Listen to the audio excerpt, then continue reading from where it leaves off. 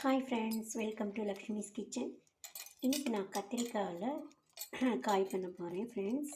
கத்திரிக்காயை தயவு செய்து இந்த மாதிரி நீல வாக்கில் பண்ணிங்கன்னா இன்னும் கட் பண்ணி குட்டி குட்டியாக க்யூபாக போடுறத விட இப்படி போட்டிங்கன்னா இன்னும் டேஸ்ட்.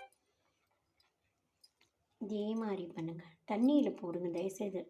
வாழைக்காய் சரி, கத்திரிக்காயும் சரி, இதெல்லாம் கொஞ்சம் தண்ணியில் போடுங்க. ஏன்னா இது நீங்கள் தண்ணியில் போடாமல் நறுக்கினீங்கன்னா கருப்பாயிடும்.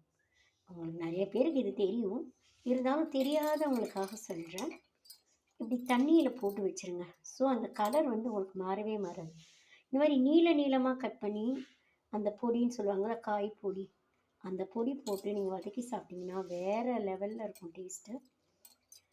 என் சேனலை சப்ஸ்கிரைப் பண்ணுங்கள், லைக் பண்ணுங்கள், ஃப்ரெண்ட்ஸுக்கு ஷேர் பண்ணுங்கள், எனக்கு சப்போர்ட் பண்ணுங்கள் ஃப்ரெண்ட்ஸ். உங்களை எல்லோரையும் நம்பி தான் என் சேனல் ஆரம்பிச்சிருக்கேன். Thank you so much.